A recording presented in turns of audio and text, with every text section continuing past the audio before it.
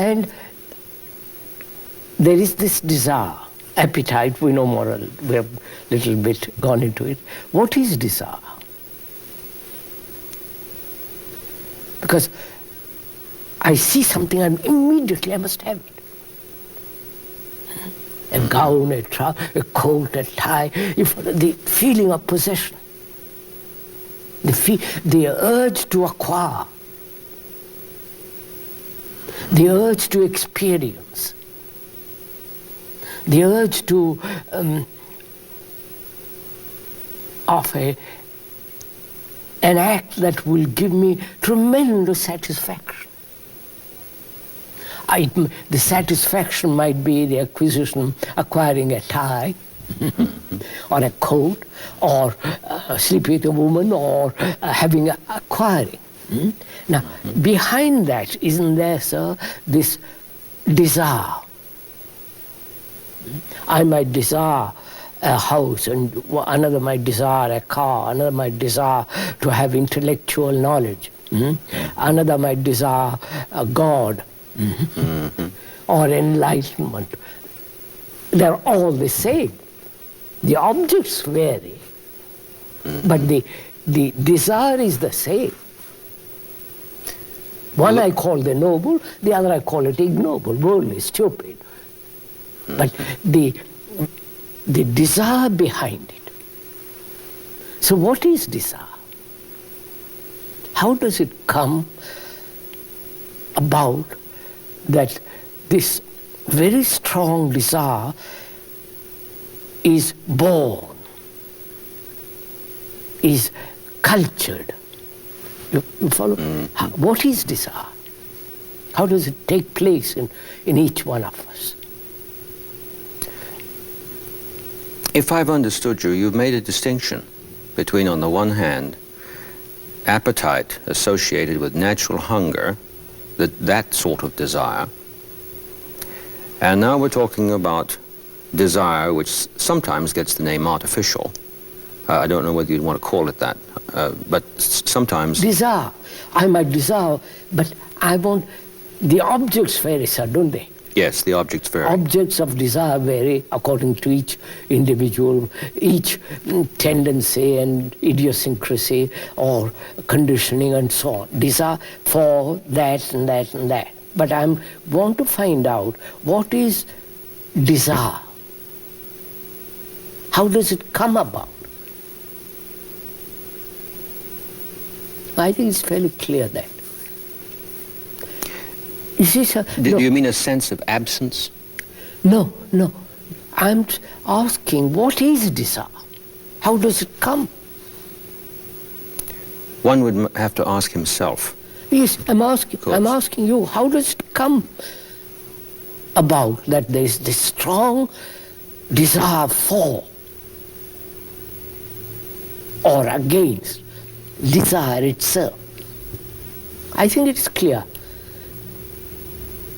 Perception, visual perception, then there is sensation, then there is contact,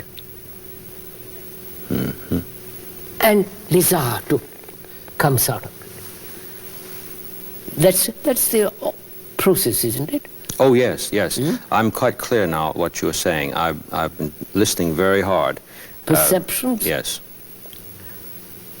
Contact, sensation, desire. And then if the desire is frustrated, anger. All the rest of it. The whole thing goes down the line. All the rest of it follows. Follows, yes. So, desire. So the religious people, monks, throughout the world said, be without desire. Control desire. Suppress desire. Or if you cannot, transfer it to something that's worthwhile. God, or enlightenment, or truth, or this or that. But then that's just another form of desire, not to desire. Not to desire, of course. So we never get out of that. Yeah. But you see, they said control. Yes. Power is brought into play now. Control desire. Because You need energy to serve God. And if you are caught in desire, you are caught in a tribulation, in trouble, Yes. which will dissipate your energy. Yes. Therefore, hold it, control it, suppress it. You have seen this, sir. I've seen it so often in Rome. The priests are walking along with the Bible. And they don't look at anything else. They keep on reading it. Because they're attracted. It doesn't matter a woman or a nice house or a nice cloth or that. So keep looking at it. Never expose yourself to tribulation, to temptation. So hold it. Because you need your energy to serve God.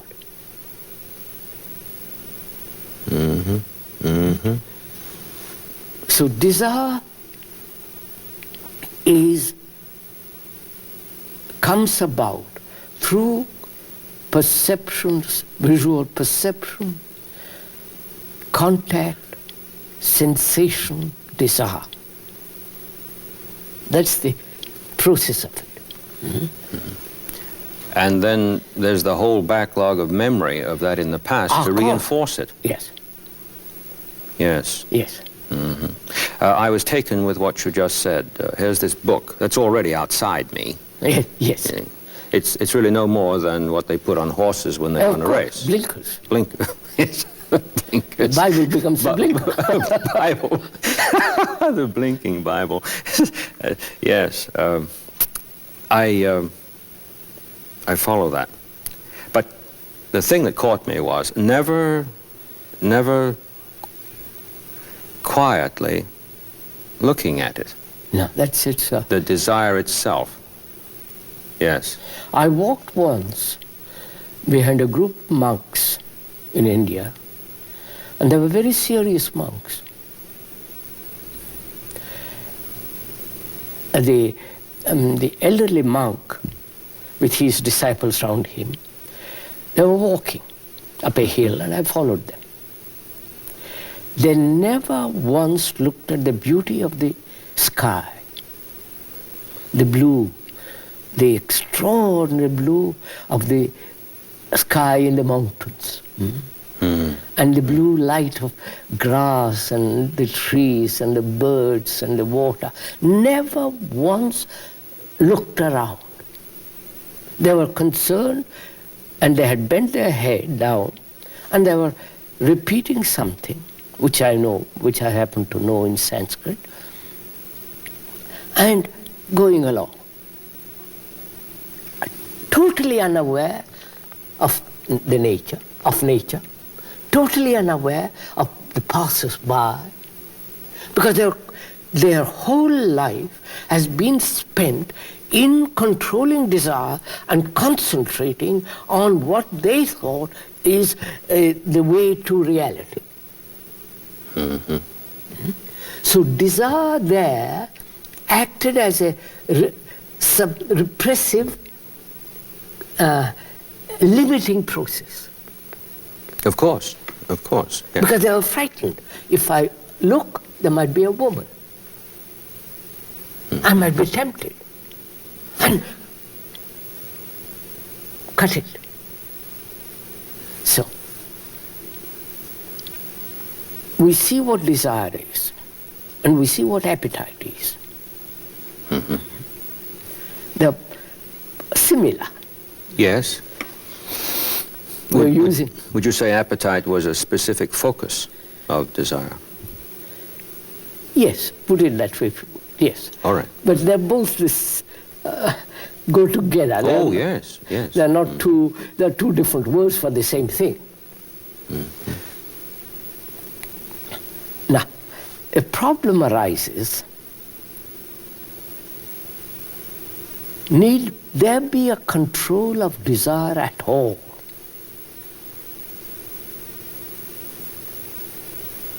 You follow, sir? Yes, I'm asking myself, because in our conversations, I've learned that every time you ask a question, if I take that question and construe it in terms Of a response. of a syllogistical Yes. relation to things that have been stated as premises before, I'm certainly not going to come to the answer No. that is not the right answer as over against the wrong answer. I'm not going to come to the one answer that is needful. So every time you've asked me this morning, I have asked myself inside. Yes, please go ahead. So that, you see, the discipline is a form of suppression and control of desire. Religious, sectarian, non-sectarian, it's all based on that. Control. Control your appetite, control your desires, control your thought. And this control gradually squeezes out the flow of free energy. I don't know if I can... Oh, yes, yes, yes. And yet, amazingly, the Upanishads in particular have been interpreted in terms of tapas as encouraging this control. I know, yes. I know. I mean, in India, it is something fantastic. The monks that who have come to see me, they're called sannyasis, they have come to see me. They are incredible. I mean, if I can tell you, a monk who came to see me some years ago, quite a young man, he left his house and home at the age of 15 to find God. And he had renounced everything, put on the robe. And as he began to grow older, at 18, 19, 20, sexual appetite was something burning. Mm-hmm. He explained to me how it became intense. He had taken a vow of celibacy, as sannyasis do, monks do.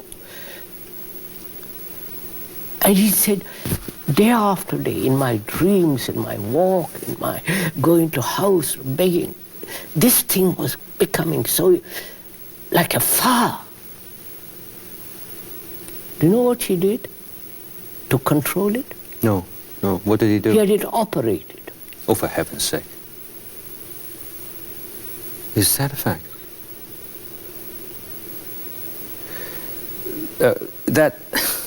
Sir, no. His urge for God was so, you follow, sir? Yes. The idea, not the reality. Not the reality, no. So he came to see me. He had heard several talks which I had given that place. He came to see me in tears. He said, now what have I done? You follow, sir? Oh, I'm sure, yes. What have I done to myself? I cannot repair it. I cannot grow a new organ. It's finished. And he was inside. That's the extreme. But it is, all control is in that direction. Mm-hmm. I don't know if I'm... Yes, this is terribly dramatic. The one who's sometimes called the first Christian theologian, Origen, yeah. Castrated himself. Yeah. Out of, as I understand it, a misunderstanding of the words of Jesus. If your hand offends you, cut it off. I mean, that's authority incredible. to me is criminal in these directions. Doesn't matter who says it. And like the monk that you just described, Origen came later to repent of this in terms of seeing that it has nothing to do with anything. It's just a terrible thing. Well, was this monk, if I may ask, also saying to you in his tears that he was absolutely no better off in any way, shape, or form? No, on the contrary, he said, I've committed a sin. I've committed an evil act. Yes, yes, of course, yes. He realized what he had done. Yes. That through that way, I mean, there is nothing. Nothing. I've met so many not such extreme forms of control and denial, but others. They have tortured themselves for an idea. You follow, sir? For a symbol, for a concept. And I've sat with them, discussed with them, and they begin to see what they have done to themselves. I met a man who was high up in the bureaucracy, and one morning he woke up and he said, I'm passing judgment in court over others, punishment. And I seem to say to them, I know truth. You don't, you're punished. So one morning he woke up and he said, this is all wrong. I must find out what truth is. So he resigned, left, and went away for 25 years. 25 years. To find out what truth is. So these people are dreadfully serious, you understand? Oh, They're yes. not like cheap repeaters of some mantra and such rubbish. So somebody brought him to the talks I was giving. And he came to see me the next day. He said, you're perfectly right. I have been meditating on truth for 25 years. And it has been self-hypnosis, as you pointed out. I've been caught in my own verbal, intellectual formula structure, and I haven't been able to get out of it. You understand, sir? 25 years.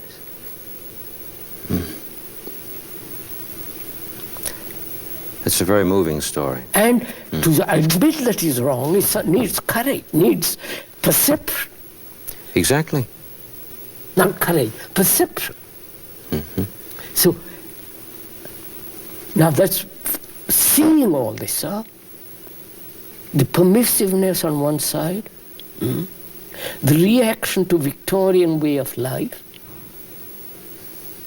the reaction to the world with all its absurdities and trivialities and banality, you know, all that absurdity. And the reaction to that is to renounce that, to say, but I won't touch it. But desire is burning all the same. All the glands are working. You can't cut away your glands. So, therefore, they said control. Therefore, they said, don't be attracted to a woman. Don't look at the sky, because the sky is so marvelously beautiful, and beauty then may become the beauty of a woman. The beauty of a house, the beauty of a chair in which you can sit comfortably. So don't look, control.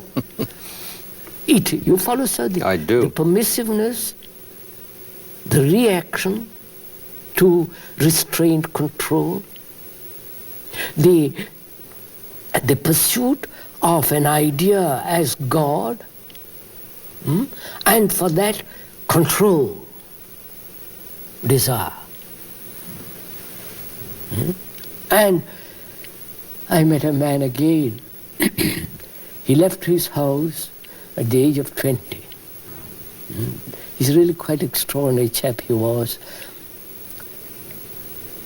He was 75 when he came to see me. He had left home at the age of 20, renounced everything and all that, and went from teacher to teacher to teacher. He went to, I won't mention names, but that won't be right. And he came to me, talked to me. He said, I went to all these people asking if they could help me to find God. I've spent from the age of 20 till I'm 75, wandering all over India. I'm a very serious man, and not one of them has told me the truth. I've been to the most famous, to the most socially active, the people who talk endlessly about God. After all these years, I return to my house and find nothing. And you come along, he said to me, you come along. You never talk about God. You never talk about the path to God. You talk about perception. The see what is and going beyond it. The beyond is the real, not the what is. Now show me. You understand? Yes. He was 75. 55 years on the road. They don't do that in Europe on the road. He was literally on the road. Yes, I'm sure he was, because you said he was in India. Begging from village to village to village.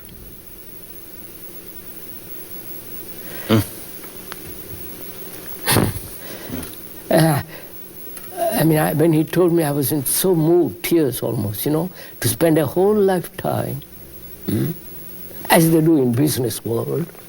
Yes. 50 years to go day after day to the office and die at the end of it. It is the same thing. Fulfilling of desire. Money, money, money, money. More things, things, things. And the other, none of that, but another substitute for that. Yes, just another form.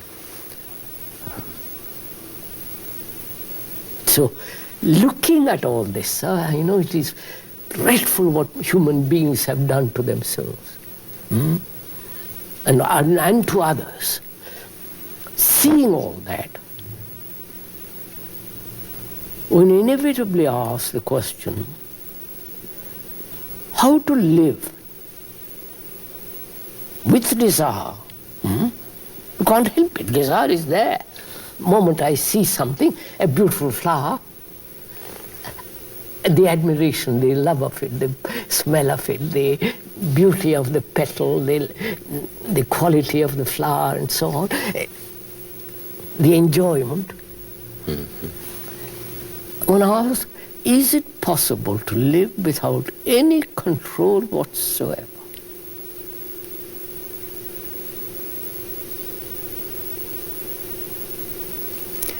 The very question is terrifying in the context of these disorders that you're speaking about. I'm taking the part now of the perspective that one is in when, out of frustration, he comes to you, let us say, like the man did after 55 years on the road. The minute he walks in the door, he's come to get something he doesn't already have. Oh. And as soon as you make that statement, if the answer that is coming up, and it's already where it starts ifing right now, if the answer is going to be something that completely negates this whole investment of 55 years on the road, it seems that most persons are going to freeze right and there. it's a cruel thing too, sir. He has spent 55 years at it, and suddenly realized what he has done, the cruelty of deception.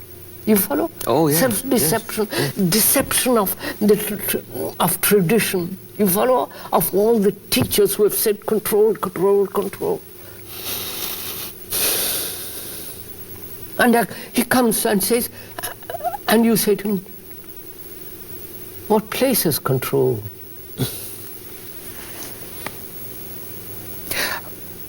I think I'm beginning to get a very keen sense of why you say go into it. Yes. Because there's a place there like dropping a stitch, we might say. Yes. If he doesn't get past that initial shock, then he is not going to go into it. No. Yes. So we talked, I spent hours, we discussed, we went into it, gradually so. He said, quite right.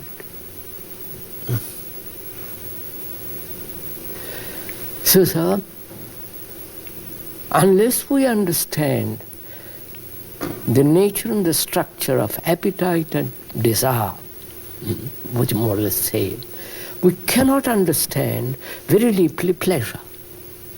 Yes.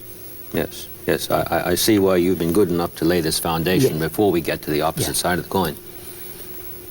Yes. Because pleasure and fear are the two principles that are active in most human beings, in all human beings. And they are, that is reward and punishment. Don't bring up a child through punishment, but reward him. This is the psychologists are advocating some of this. Yes. They're encouraged by the experiments on Pavlov's dogs. Dogs or pigeons or ducks. Right. Geese. Do this and don't do that. So, unless we understand fear, understand in the sense, investigate, see the truth of it, and go, if the mind is capable of going beyond it, to be totally free of fear, as we discussed the other day, and also to understand the nature of pleasure. Because pleasure is an extraordinary thing. And to see a beautiful thing, to enjoy it. What's wrong with it? Nothing. Nothing. But see what is involved in it. Right. The mind plays a trick there. I say to myself, I can't find anything wrong with it, therefore nothing's wrong with it. But I don't really believe that necessarily. No. And I was thinking a little while ago when you were speaking about the attempts through power to negate desire. Through power. Because search for power, that's right. Negating desire is search for power. Would you be saying that one searches for power in order to secure a pleasure that has not yet been realized? Yes. I understood you well. Yeah. I see. Oh, it's a terrible thing. But it is a reality. Oh, it's going on. It's going on. Oh, yes. But we're taught that from children. That's just it, sir.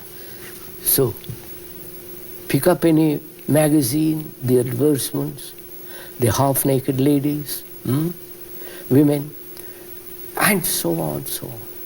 So, pleasure is a very active principle in man, as fear. Oh, yes. And again, society, which is immoral, Yes. has said control.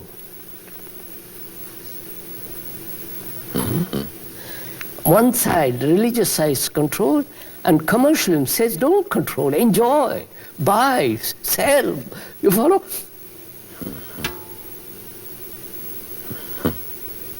And the human mind says, goes, it's all right. My own instinct is to have pleasure, I'll go after it, but Saturday and Sunday or Monday or whatever the day it is, I'll give it to God. You follow, sir? Yes. And Yeah. this game goes on. Forever it has been going on. So what is pleasure? You follow, sir? Why should pleasure be controlled? Why should, I'm not saying it's right or wrong, please, let's be very clear from the beginning that we are not condemning pleasure. We are not saying it must be, you must give reins to let it run, or that it must be suppressed or justified. We are trying to understand why pleasure has become such extraordinary importance in life. Pleasure of enlightenment, you follow, sir? Pleasure of sex, pleasure of possession, pleasure of knowledge, pleasure of power. Heaven, which is regarded as the ultimate pleasure, Of course. is usually spoken of theologically as the future state, Yes. which this is to me very interesting in Yes. terms of what you've been saying. And even at the level of gospel songs, we hear, when the roll is called up yonder, I'll be there when it's called up Yes, yonder, correct. which means at the end of the line. And then there's the terror that I won't be good enough when that. Yes. So I'm tightening up my belt to pay my heavily insurance policy on Saturday and Sunday, the 2 days at the weekend that you mentioned. What if you got caught from Monday through Friday? Yes. So, pleasure, enjoyment, and joy. You follow, sir? There are three things involved. Three things. Pleasure, Pleasure, enjoyment, and joy. joy. Happiness, that is, joy is happiness. Ecstasy, the delight, the sense of tremendous enjoyment. And what is the relationship of pleasure to enjoyment and to joy and happiness? Yes, we've been moving Yes. a long way from fear. Fear. That's Yes. But I don't mean moving away No, by turning our back on it. No, we have gone into it. Yeah. This is the movement from that to this. It's not away from No. pleasure. There is a delight in seeing something very beautiful. Delight. If you're at all sensitive, if you're all observant, if there is a feeling of a relationship to nature, which very few people unfortunately have, they stimulate it, but the actual relationship to nature, that is when you see something really marvelously beautiful, like a mountain with shadows, valleys, and the line, and it's something, a tremendous delight. Now see what happens. At that moment there is nothing but that. That is beauty of the mountain, lake, or the single tree on a hill. That beauty has knocked everything out of me. Oh, yes. And at that moment, there is no division between me and that.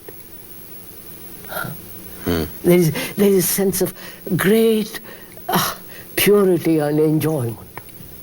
Exactly. Now then, see what takes place.